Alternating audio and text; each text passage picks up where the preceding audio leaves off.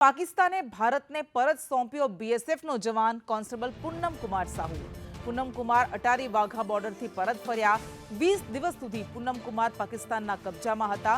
પૂનમ કુમાર ભૂલથી બોર્ડર ઓળંગીને પાકિસ્તાન પહોંચી ગયા હતા। ભૂલથી આંતરરાષ્ટ્રીય સરહદ પાર કરીને 23 એપ્રિલના રોજ પાકિસ્તાન પહોંચી ગયા હતા અને ત્યારબાદ તેને પાકિસ્તાન રેન્જર્સ દ્વારા કસ્ટડીમાં લેવામાં આવ્યા હતા।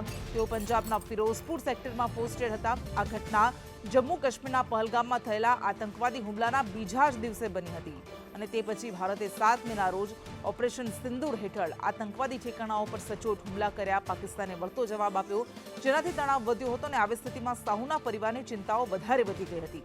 છેલ્લા 20 દિવસથી પાકિસ્તાનની કસ્ટડીમાં હતા કોન્સ્ટેબલ પૂનમ કુમાર આજે સવારે 10:30 કલાકે અટારી વાઘા બોર્ડર પરથી દેશમાં પરત ફર્યા છે। તેમની પૂછપરછ કરવામાં આવી રહી છે।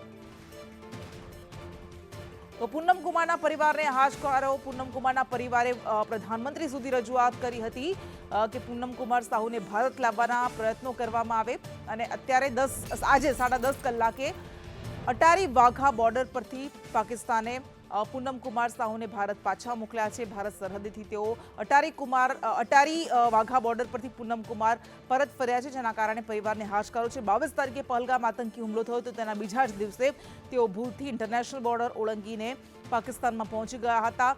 તેઓ ફિરોઝપુરમાં પોસ્ટેડ હતા અને આખરે 20 દિવસ બાદ તેમની ઘર વાપસી થઈ છે। પરિવારજનોમાં ખૂબ જ ચિંતા હતી, કારણ કે બંને દેશ વચ્ચેનો તણાવ ચરમ પર પહોંચી ગયો હતો અને એના કારણે તેમની ચિંતાઓ પણ વધી ગઈ હતી। પરંતુ આખરે કોન્સ્ટેબલ પૂનમ કુમાર સાહુને અટારી વાઘા બોર્ડર પરથી દેશ પરત મોકલવામાં આવ્યા છે અને બીએસએફ તરફથી કહેવામાં આવ્યું છે કે તમામ પ્રોટોકોલ્સનું પાલન કરીને તમામ પ્રોટોકોલ્સ પ્રમાણે જ તેમને દેશ પરત લાવવામાં આવ્યા છે। હાલ તેમની પૂછપરછ કરવામાં આવી રહી છે। લગભગ 20 દિવસ તેઓ પાકિસ્તાનના કબજામાં હતા। પાકિસ્તાન રેન્જર્સે તેમને પકડી લીધા હતા।